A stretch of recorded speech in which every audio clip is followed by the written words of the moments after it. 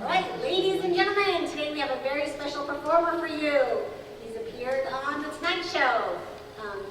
And he got to hug Jay Leno, The Late Show, where he got hugged by James Corden. Let's Make a Deal. Oh, remember Let's Make a Deal? We should play that here. He was a regular at the Comedy Store and the Laugh Factory in Hollywood, and military bases around the world, Elks Lodges, foster homes, and is a spinning dancer in the new commercial for Booking.com on most TV stations. Now, please put your hands together for Mr. Perry Kurtz.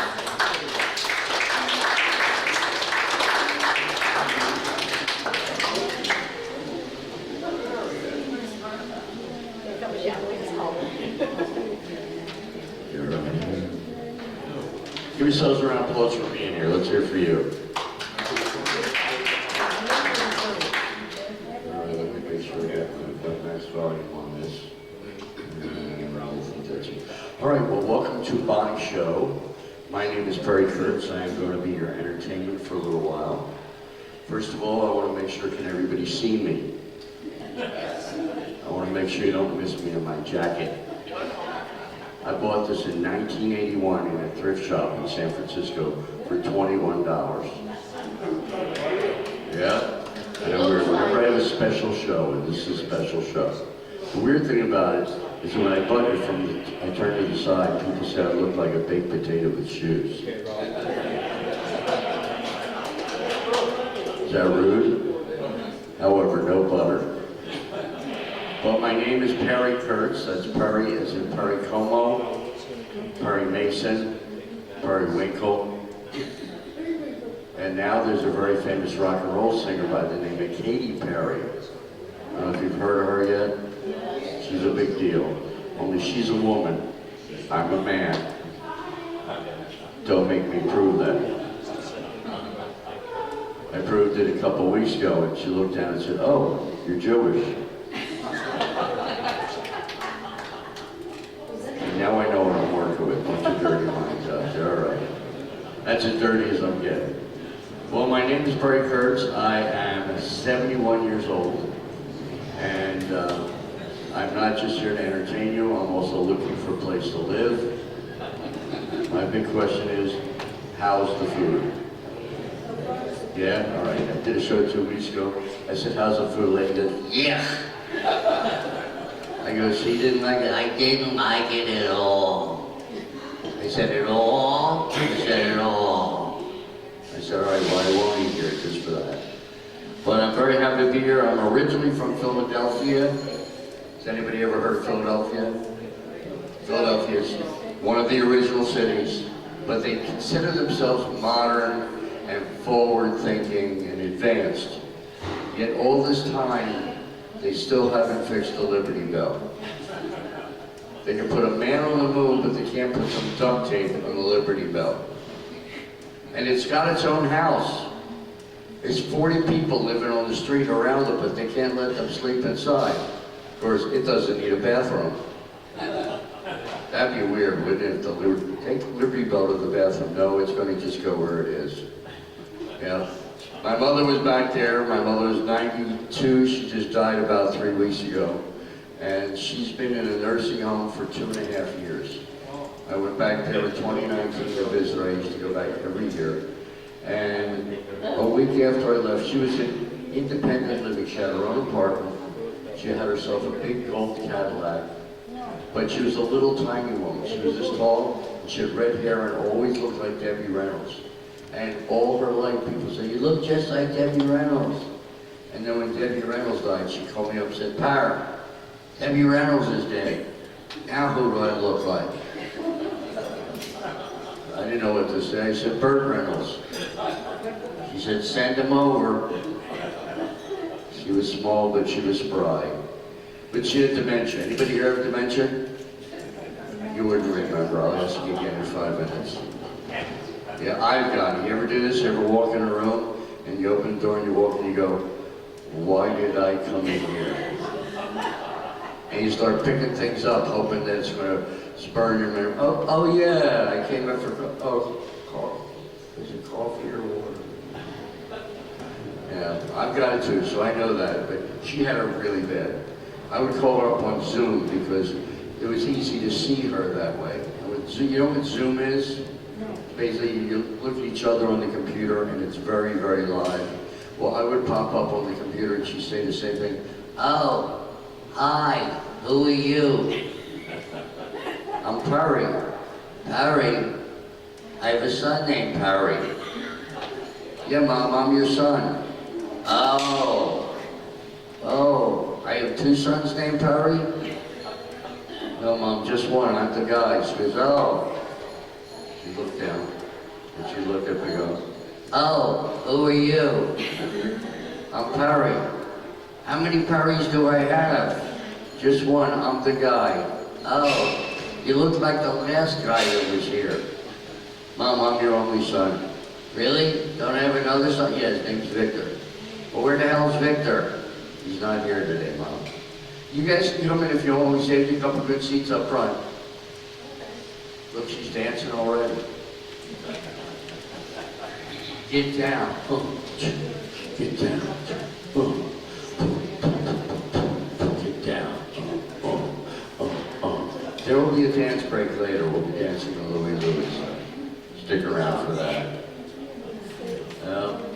So, she was great. She was always very funny, but now she's passed. And I miss her greatly. But now you guys are here, so I got all of you. You can all be my parents. Why do you look so disgusted? I'm a good guy. I don't drink alcohol. I don't smoke cigarettes. I don't do drugs. And I've been married for 31 years in a row to the same woman consecutively. But we've been separated for 12 years. So I've been happy for 12 years. But when I met her in 1989, I just moved down here.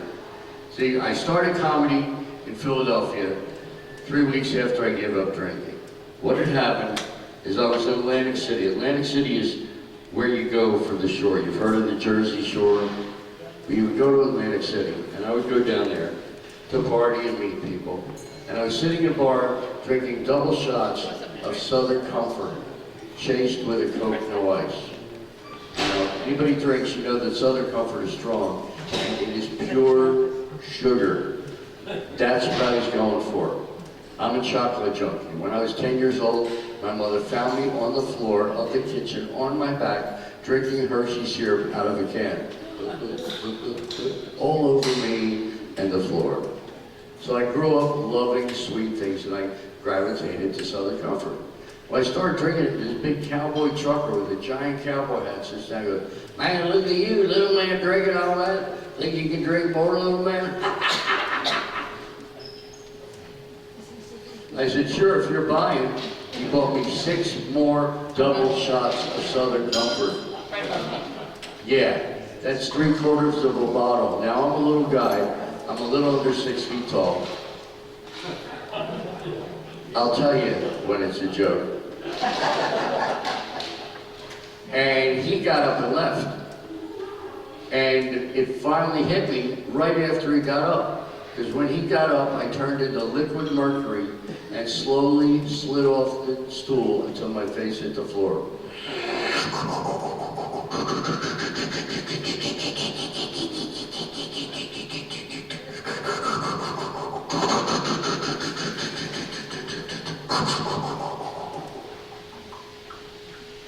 And I laid there saying the same thing every drunk man says when he realizes he's drunk. Well, I'm really drunk. It should be easy to pick up a woman now. Is it me or men just stupid? Even the guys go, yes, we are. Yeah, see, men are not as smart as women. That's why you have the babies. It's been proven. The best astronaut in history was a woman who had gloves specially fitted. The movement of each finger controlled the spaceship. She had 20 movements going like this. Everything did something different. Men can do 3 or 4 things at one time. Women can raise the kids, they can take care of the house, and they can still listen to a man babble. So it proved it right there. Oh, we're getting drinks now. Look, she's serving. This is Julia. Hey, hi, Julia. Hi. I didn't know they let you carry glass. They did. That's great. Only on Tuesday. Only on Tuesday. Yeah. So I was married because when I moved down here to LA, it's because in 1983 I was living in San Francisco. I got there in '79. I went there to do comedy. And what had happened after I got so drunk, I got up and I walked out of the bar and I went across the street, but I couldn't walk. I was stumbling. Do you ever see the drunks when they fall against the invisible wall and it stabilizes them? And I was fine. I kept walking. I go into the bar, everybody's dancing, I'm walking up to one and go,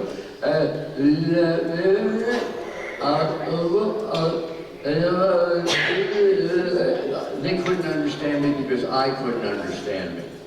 I finally wound up in the corner talking to a little girl with big hair. Now you remember back in the 70s when they had these giant beehive haircuts, they were like this high? Well, that was her hair. But she was just looking at me. She wasn't responding. She wasn't saying anything, just staring at me. And I got depressed. I walked out of the bar, wandered across the street, wandered out to the dock, looking down at the cold Atlantic Ocean with the waves splashing up. And I said, I can't take this. I don't want to go on anymore. I don't want to live. So I stepped off the dock.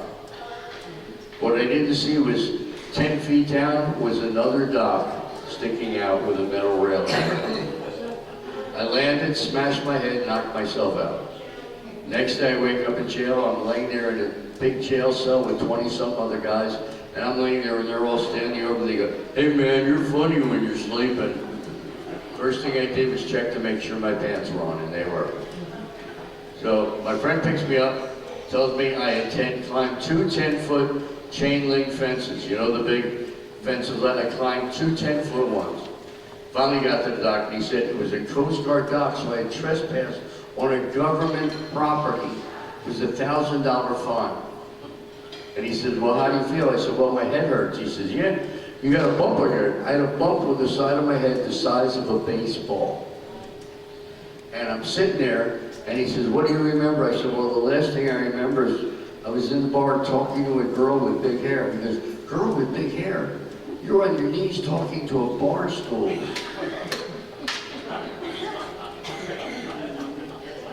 So I stopped drinking, and I have not had any alcohol since 1973. But 3 weeks later, I started doing comedy, was going up and back and forth to New York, and in '79, I moved to San Francisco where I met my best friend, a guy named Robin Williams. And him and I bonded instantly. We were doing improv together. It was always like, how are you? I don't care. What are you talking about? I'm over here. Doing all these voices and stuff. A couple years later, I met Rodney Dangerfield. Became friends with him, started working for him. He was flying me to New York 4 times a year for $2,500 a week for 5 nights of work. All expenses paid and a $100 credit card to get whatever I want. And hung out with him always, sweet man. But he didn't talk like that all the time. That was a character. It was like that. Talk in a normal voice. And then, in '84, I met Milton Berle. And he became my mentor and best friend. And he taught me about comedy. And around '86, he started bringing me to LA to work at the Friars Club. You've all heard of the Friars Club, where they do the big roasts. I got to work there. One night I got off the stage, and when I got off, there was Johnny Carson standing there, and Joey Bishop, and Phyllis Diller, and Shecky Green. And Johnny walks up and he takes my hand, he goes, hey kid, you're very funny. Nice to see you, and you're likable, that's a good thing. Joey Bishop looks at me and goes, you're pretty funny. Phyllis Diller comes up, hugs me, grabs my head, kisses me hard on the lips for 3 seconds. And I know it was 3 seconds because I heard myself go, 1 Mississippi, 2 Mississippi, 3 Mississippi. When she pulled away, her wig fell off. And I said, you dropped your hair? She goes, I got lots of them, who cares? And then there was Shecky Green, who was like 6'8". And he looks down and he says, you were taller on stage. Suddenly there's a tap on my shoulder. I turn, it's a little bald fat guy. He grabs my hand and goes, hey kid, I saw your stuff. Nice try. And he guesses? Don Rickles. Carson walks up and he says, if Frickles heckled you, you have a future. So then Milton got me an audition at the Comedy Store, which everybody's heard of, everybody wants to work there. Next day, I went there and I did my audition. I got it on one audition. And Mitzi, the owner, comes up and says, you're very funny. You're gonna work here now, so you're gonna have to move to Los Angeles. But you'll work here all week and you'll make about $1,000 to $1,800 a week in this building. I said, great. So I moved to LA. I moved down here, and about 3 weeks later, I met my wife online. We talked on the computer for about 20 minutes. Then she called me, and we talked for 40 hours in 3 days. And I fell in love with her because she got that southern accent.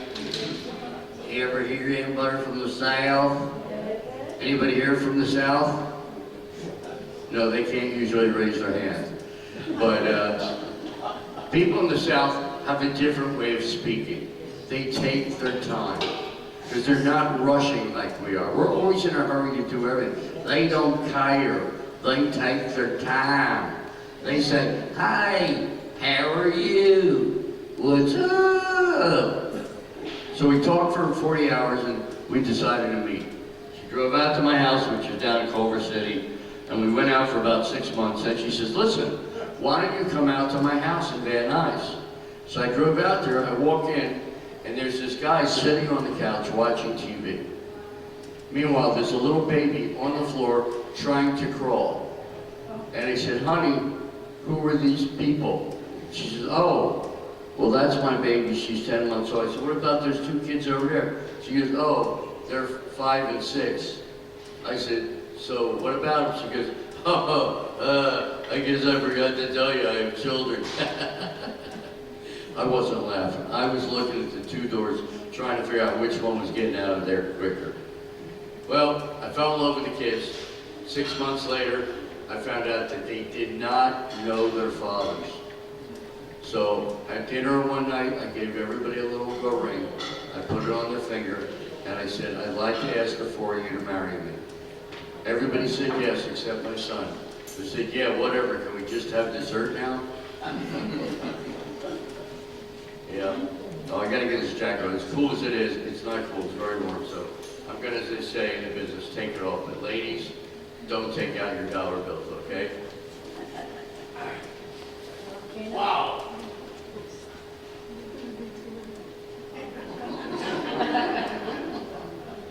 That's more than enough. Some of you may have been eating. Oh, great. I got a call from it. It's Dr. Ruth. Yeah, okay.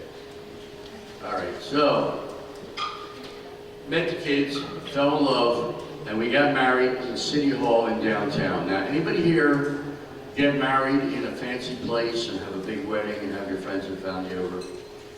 Anybody? Right, now here's the thing.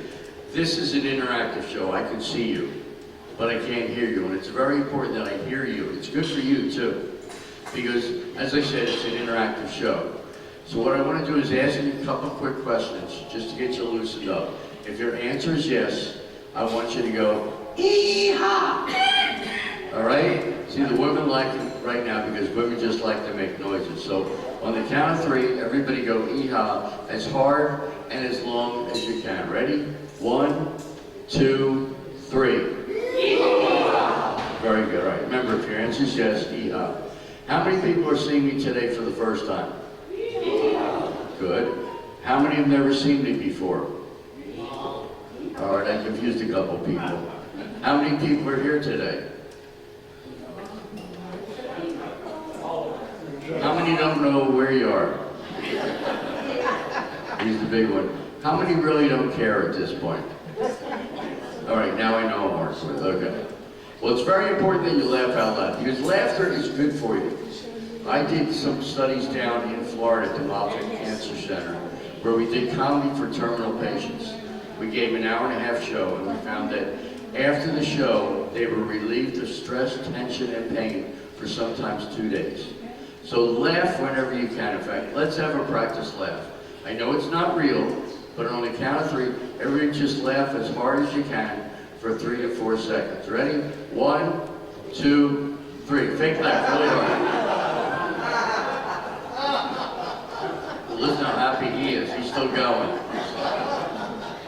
good. When you're having a bad day, just sit down and go,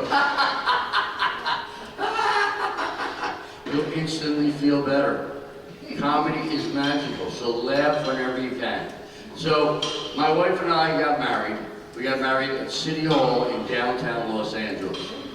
Now, City Hall is not as nice as the bathroom down the hall here, okay? Which is black and gray marble everywhere. It was completely dark. And I went up to the counter, I said, hi, we'd like to get married. I go, oh, you'd like to get married? Oh, we marry all kinds of people here. Now the kids are hiding in the corner. He says, oh, have a seat, we call you when we're wedding. So we sit there and we're waiting, and all of a sudden he goes, Sarah and Perry, please come in. We walk in, it's the same guy, only now he's wearing a judge's robe, speaking perfect English. The accent had gone out the window. And he gets to the end, he goes, now, Sarah, do you take Perry to be a lawfully wedded husband? She goes, I do. And he goes, and Perry, do you take these people to be your family? I said, why not? I'm here, right? And he goes, okay, I now pronounce you man and family. You may now hug your family. And he just walked out going like he didn't know what to do. So we decided to hit the road because comedy was dying in LA. And we decided to travel across the country. Travel. Let me start over. Start on the road. And the first place we hit when we left town was Barstow. Yeah. Wasn't funny to us, I'll tell you that much. How many people have been to Barstow? How many were happy you got out? It's a horrible town. I don't want to say there's a lot of inbreeding there. But we met people whose wife was also his sister and his daughter at the same time. We had more teeth than the whole city put together. It was terrible. But we got out of there, we went through the country, we stopped off in Texas, we went through Houston, we went through Dallas, we went into Arkansas, we went into Mississippi. Mississippi, I love the way people talk from Mississippi. Hi, how are you? It's not 3 syllables, it's 5 syllables. Welcome to Mississippi. And you just back away from these people because you don't know yet. Went through Florida and we wound up settling in South Carolina, which is where my wife is from. We moved right across the street from her father. We lived in a triple wide trailer. Not a double wide, triple wide. This room would be a double wide. Ours was wider. We had 5 bedrooms. So we had my bedroom and we had 4 bedrooms for the kids. So they each had that and a playroom.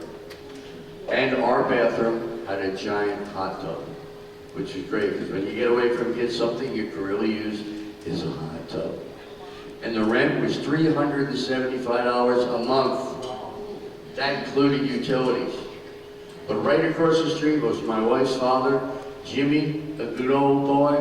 He was 6'8", but everybody in town knew him. Now this was a small town, 197 people, and everybody was related to my wife. One day he decided to throw a barbecue for everybody. So he threw a barbecue, and everybody in town was there. And they're all on his back 40, as they call it. And he says, hey everybody, gather around, gather around. Hey, make a circle, come on, make a circle. Everybody gather around now. Come on, we need to talk to you. They're all in the circle. He says, hey everybody, thanks for coming down. We got some really good ribs for you today. Just want you to know my daughter Sarah's back in town. She got married, and this is my new son-in-law, Perry. Come on out here. He calls me out there. He's 6'8". This is my head. He says, this is my son-in-law, Perry. He puts his arm around my neck like this. And he goes, this is Perry. He's a real Jew boy. The whole line went like this. And from the back, I heard somebody say, I've never seen one before. Then some guy walks up and he's looking at the top of my head, a really big guy. And I said, what are you looking for? He says, you ain't got no horns. Yeah, I told him we shaved those off in the 1600s. But they were very nice. They always brought food to us, brought us breakfast, lunch, and dinner. But to be safe, I had my wife taste it first. Remember the kings always had a taster? I did too, it was my wife. But they were very nice. And from there, we went up, drove all the way up to Boston, worked at the comedy clubs up there, drove back down, went out to Texas, down to Dallas, and down into Florida, and back up to Panhandle. And we did that for 2 years, and then we drove back here because my wife gave me a shock one day. She says to me, listen, come on in the bedroom. And I went, oh, okay. And she says, no, it's not that good. I said, what? She said, I'm pregnant. Any idea who the father is? She said, it's you. Get used to it and grow into it. I didn't know what that meant. She left the room, I sat there on the bed going, what does that mean? But I watched my wife grow into it. I watched her grow and grow and grow and grow. She weighed 257 pounds when the baby was born. She was 5'2". If you pushed her sideways, she would have rolled back to a standing position. But she was a great mother. She took care of the kids, kept everything clean when I went on the road. So she was a good mom. Well, I watched her get bigger and bigger. And then finally, she said, all right, we gotta go to the hospital. I'm having the baby. We went to the hospital. The doctor said, Mr. Kurtz, your wife's having a cesarean, but you're welcome to come in after we take the baby out of her. So I'm sitting there nervous, just shaking. The kids are with me. I go, you guys just stay here. I go in there and they come over and they give her the baby to me, and the baby's this big. And I'm holding her, looking at her, I'm crying, going, this is the most beautiful thing I've ever seen in my life.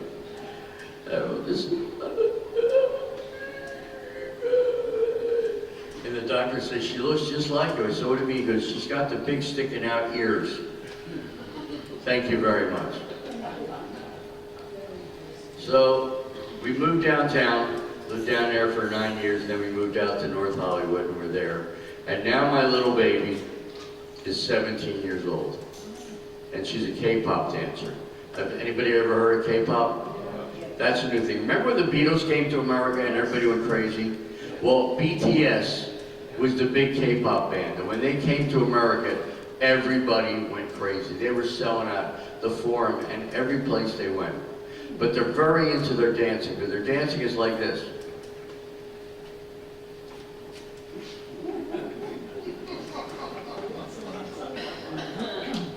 So I've always danced like that, because I'm a freak of nature. I used to dance on American Bandstand in 67 and 68, because they had moves. So when they would start each shows, they would do a close-up. They'd start the music and the credits would come up. And they would do a close-up of my feet dancing across the floor. Then they'd show somebody else. Then they'd come back and they'd show this much of me. I'm wearing a black suit, white shirt, and black tie. Then they pull back and you can see my whole face, and I'm dancing with a 6-foot blonde. They opened the show, every show like that for 2 years. Oh God, those girls were exhausting. Well, I mean, they danced a lot. Yeah, so we got married, now my little baby is a big K-pop dancer. She danced at the, the anime convention about a month ago at LA Live for 20,000 people. This is her glamour shot. And this is the way she likes to look now. See? She actually looks human, isn't that amazing? It's great, when we go out, people say, when we're out there, they go, is this your grandpa? Yeah. And she goes, no, this is my dad, he made me. Thank you, baby, I appreciate it so much. But I love my baby very much, and we talk as much as we can, and we travel. And what's amazing is that I've gotten here. I mean, have you ever woken up in the morning and said, oh, I'm still alive? Or you wake up and go, damn it, I gotta do this crap all over again? I think we both say both of those, right? Anybody ever wake up and go, hey, I'm happy to be here? No, they're not in attendance, that's what I thought. But the bottom line is, you gotta try and be happy. Do things to make you happy. Singing is good. And keep your brain working. Anybody play bingo here? Anybody a winner at bingo? Yeah. One person said yeah? How much did you win? Nothing? You don't get anything when you win here? What, they just let you go back to sleep? Wow. Well, see, bingo is good for you because number one, it makes you move your eyes, which means your brain's working. Number two, you have to find the number, which means your brain's working.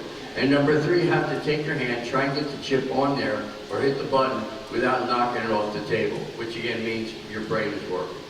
And your brain is the most important component in your body because that makes everything else work. So keep it working. Don't just lay around in your rooms and stare at the TV all day.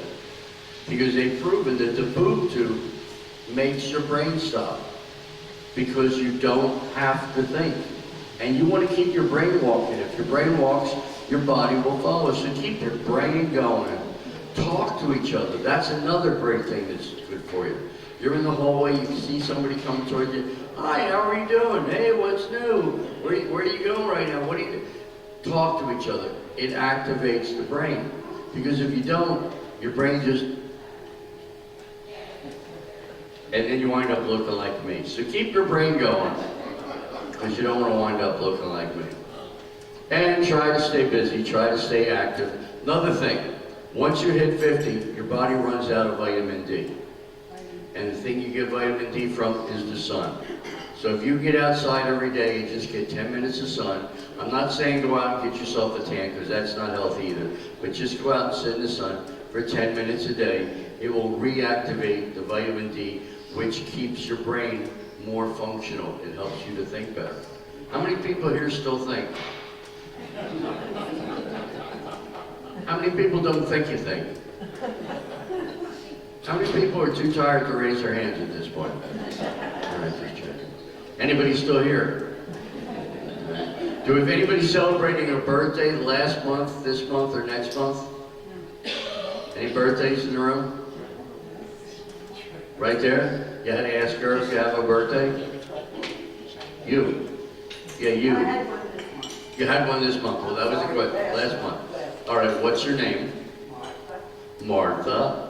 And where are you from? Martha. New York. New York.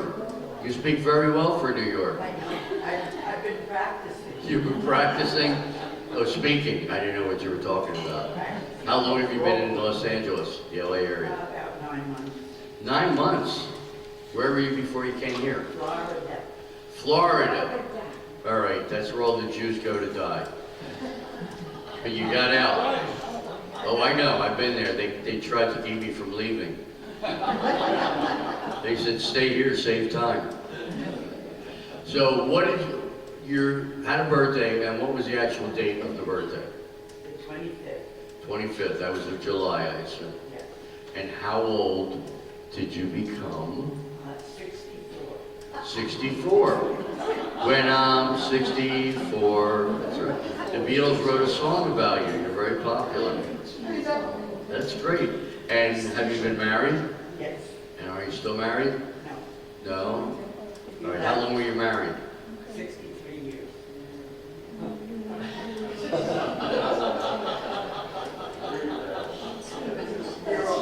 You met him when you were a year old? Yes. We got married. You got married when you were a year old? Is she doing Quaaludes or something? I mean, what? Wow, if you got an extra one, I'll take it onto the road. Jeez. I used to love Quaaludes. Quaaludes really make you stupid, that's what they said.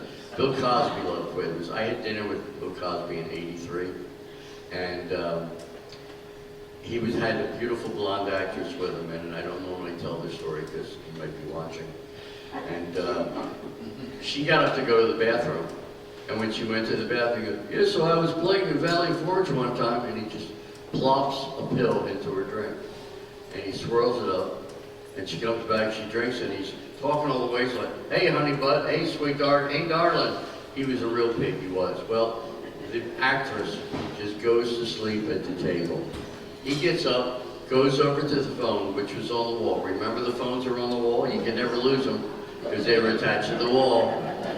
Do you remember party lines? Anybody remember that far back? You pick up the phone and your neighbor's on the phone. Hi, this is 1040. Can you call me when you're done? Well, the woman passes out. He gets on the phone, calls his henchman, a black limousine pulls up. The guys in suits come out, they pick her up, and they're carrying her straight up, and one swinging her right arm around, like this. He just lets them going, put me down, let me go, like she's still awake. And they took her out to the limo, and they put her in there, and they closed the door, and they just drove it. So what were we talking about? I go, nothing, just don't buy me a drink. Yeah, Bill Cosby. So now I forgot where I was going on that. Oh, yeah, that's a good thing. I've met so many big comedians in my life. I've been happy that, you know, for 2 years I was doing a telethon with Jerry Lewis in New York. I was driving up there and they would give me a hotel room and $200 to do a show with him. But this was before the big tote boards where the numbers came up. I would run out with a piece of paper with a number on there. Here you go. Hey, we're only up to $23,000. Hey, so show me the look. And I go, bye, Michigan. And he goes, hi, Michigan. We go back and forth. And he goes, get out of here, I'm going. I would dance off the stage. Oh, the good old days. But now we're all getting up there. We're in our wonder years. Well, the wonder years because we wonder exactly how old we are. Martha's 64, been married since she was 1. Now you moved around the country. What's made you move from New York to Florida and then out here? Yeah. It is. It's nice out here. And the good thing is it's always warm outside. You can boil an egg in your hand. Unbelievable. Yeah. I saw a dog explode on the street yesterday. That's how hot it was. But you got to keep going. Never give up. And the shows that I do, sometimes we have people that are not awake. They're sitting in the back. I had one guy in the back room just going.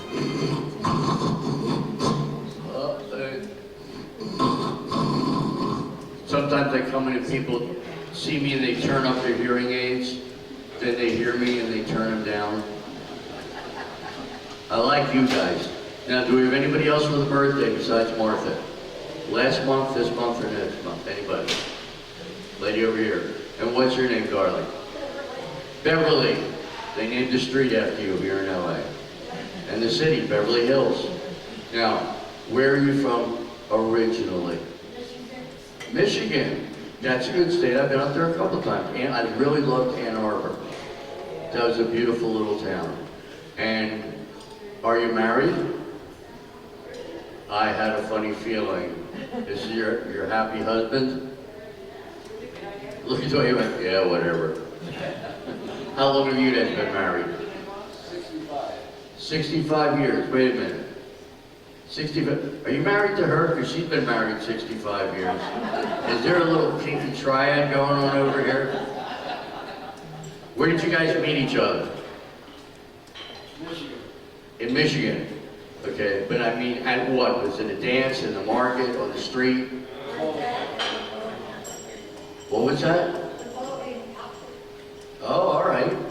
That's great. You're still married. That's any children that you know of?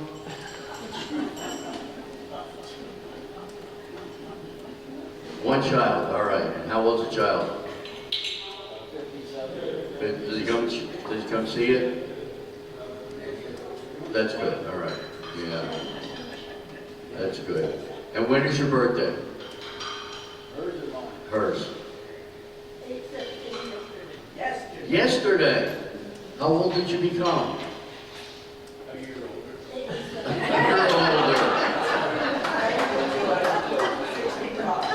Ladies and gentlemen, let me introduce our next comedian. He's been married 65 years, and his wife turned a year older on her birthday. That's great. You guys are funny. This is great. Anybody else with a birthday? Anybody else here still married? Married people? All right, now you guys keep sitting together. You two married to each other? Yeah. I can tell. I can tell you're married for a while because you're sitting next to each other, but you're no longer touching. That's in the beginning of a relationship, remember that? You're just letting each other's hands at the table or an arm or bumping. But after a while, you sit at different ends of the table. It's like, you know what you want, order your own stinking drink. That's it. That's great. Anybody been married over 65 years? How long have you been married? 71 years. That's great. And where did you guys meet each other? Uh-oh. In an escape room? At school? Wow. And you made it so you learned a lesson to stay married, because divorce is a horrible thing. It really is. Well, that's great. Anybody here celebrating? Anybody else got anything going on? You're celebrating your anniversary or you're pregnant? Miracles happen every day. You never know. I had a baby at 53, so anything is absolutely possible. But it's great that you guys have been together. I had a couple, they were together for 54 years. And I said, that's great. She goes, yeah, whatever. I said, why are you upset? She says, because he won't die.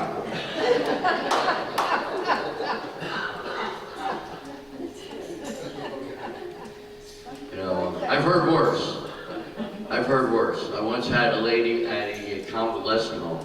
Everybody was in wheelchairs, so they couldn't leave by themselves, which was good. And I said, anybody got a birthday here? She says, I do. I said, what's your name? She goes, Ida.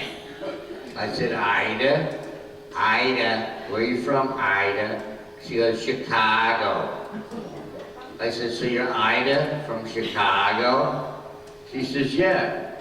I said, when's your birthday? Today's my birthday. And I go, well, I'm asking because they didn't tell me. I go, how old is she? She goes, 105. And everybody laughed. And they were like, and I said, you know why I laughed? Because she knew how old she is. And I said, so 105, are you married? She says, yeah, 78 years. I said, that's a long time. What happened to the marriage? She goes, he finally died. Really? He was a jerk anyway. But you never know, that's the thing. You just gotta keep yourself going, you gotta keep on moving, and try and accept the fact that we are changing. I don't know if you noticed this, but we're all getting older. Have you picked up on that yet? Some of us are starting to get gray hair. Some of us have gray hair. Some of us have no hair. I'm happy, I'm 71, I got all my hair. Somebody asked me why I'm letting my hair grow. I told them because everywhere I go, women touch my hair. And if I get women to touch me for free, I'm going to keep my hair long. There was a point where I was going up to drive-thrus and walking up to the counter, and they would say, can I help you, ma'am? And I look in the deepest voice and go, ma'am? Oh, I'm sorry, I thought you were a woman. Really? Yeah, I thought you were a lesbian. Somebody told me I looked like a Chinese lesbian. Hello. My name's Susan. So I grew my hair in for a while, but I let it come out. But getting older, we change. Our hands start to shake, our hair goes gray. Some of us have false teeth, dentures, whatever you want to call them. You ever do this right after you get your teeth? Like 6, 7 weeks later, you're driving somewhere, 30 minutes from your house, you realize, oh, I forgot to put my teeth in. And you go like this. You spend the rest of your day talking to yourself. Oh boy, hi, how are you? No, I just got bad breath. Yeah, we forget things. I know. But laugh, that's the most important thing. Laughter is so important. I can't tell you how much. I'll tell you a joke, since you'll laugh at the couple jokes. A man and a wife are coming out of a restaurant. They walk past a really deep wishing well. The man throws a quarter and makes a wish. The wife throws a quarter and falls in and drowns. And the husband goes, wow, it worked. Man Man puts an ad in the paper. Wife wanted. He gets 3 letters. They all say the same thing. You can have mine. Why do people get so callous when we get older? How many people are still in love? Married people. How many still love each other? Couple people, that's good. How many single people still love yourselves? I don't mean during the show. Thank you for getting that, ma'am. You can run around the room and explain that to the rest of them. Well, I think it's time we did something different. As you heard, I was on a show called The Late Late Show with James Corden. I was on there by request to play a very special instrument, which I'm going to grab right now.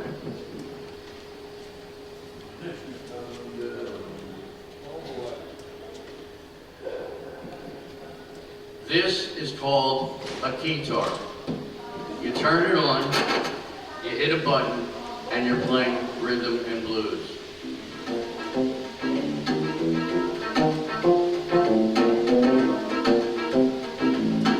It's all built right in, and you can play along.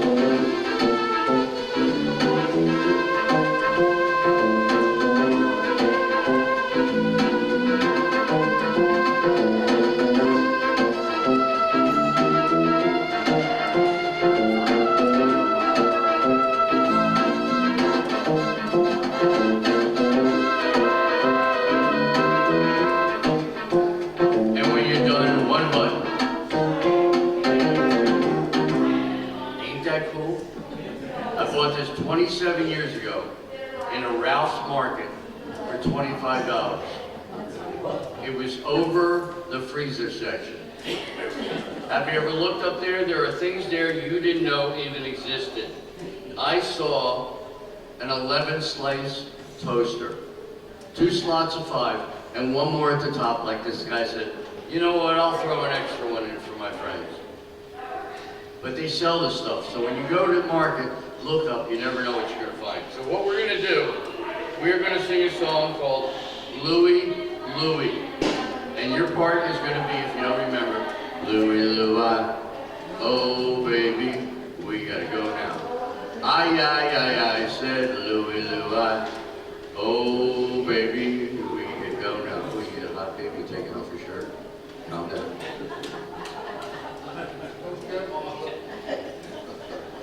She's wild. I'm guessing.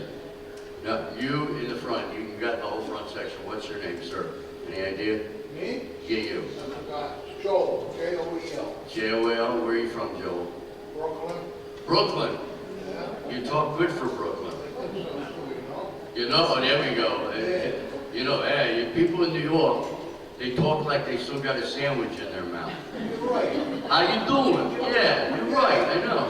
You speak very well. You got out just in time. You're right. And I'm assuming you are a veteran. I am. Any other vets here? I salute every one of you for your service, and we should all do that. Veterans gave their lives to keep our peace and our safety, and I respect all of you. I was actually drafted in '68, and I went down and I met with the guy, and we talked for about 20 minutes. He said, Mr. Kurtz, we appreciate you coming down here, but I don't think you'd be right for the selective service. I said, what do you mean? He says, the last place we need laughter is on the front lines while guys are being shot at. Have a nice day, and they let me go. They didn't want me. And obviously, they want anybody. They took Joel. All right, here we go. They took Martha, were you in the service too? No? Gotcha. Gotcha, you got me, all right. What do I owe you for that? Too late. Now, if you want to dance, feel free. It's very simple, just 2 beats. But what you sing goes like this. You sing, Louie, Louie, oh baby, we gotta go now. I said, Louie, Louie, oh baby, we gotta go now. Well, Joel here says he was in the service too, but there ain't much else that he knows how to do. But he's pretty funny, got a good sense of humor anyway, and bottom line is he's got the whole damn front today. You've got all these seats that you got 7 to yourself, and he's here just working on his mental health. We say, Louie, Louie, come on. Oh, baby, we gotta go now. I can't hear you. I said, Louie, Louie. Oh, baby, we gotta go now. Now, here we are, and my name is Kurtz. I do my comedy until it hurts. I know you're strained and some are getting kind of tired, but I'm looking at Martha and she looks completely wired. How much wine have you had, Martha? A lot? I was going to say, what's that, your 8th drink? Just give her the bottle and a straw, that'll work. Not too much? All right. Yeah. I don't know. I don't care. I'm just glad you guys are here. I look around and I tell you what I see. It's got absolutely nothing to do with me. Again, oh baby, we gotta go now. Hands up. I said Louie. Oh baby, we gotta go now.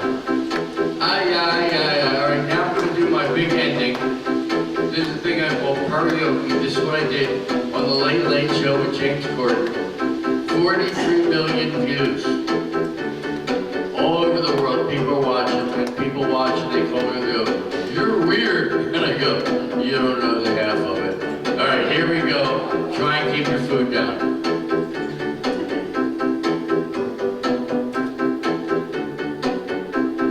And 1, 2, 3.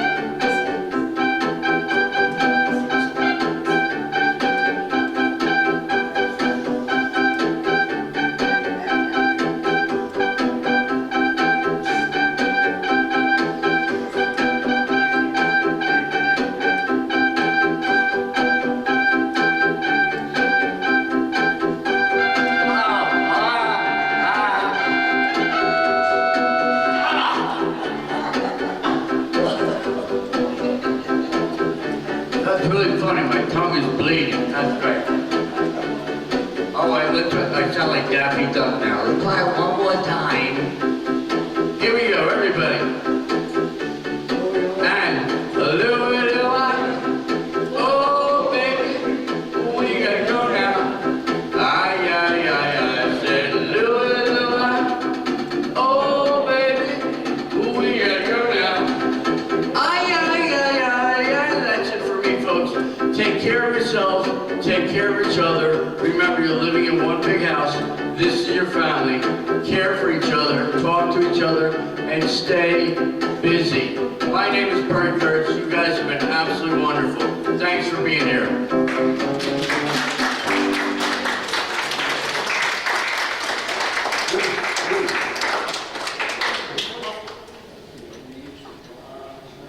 Show's over. Safe to go back to your rooms. Oh, it's happy hour. Oh, it's happy hour. And Martha started an hour ago.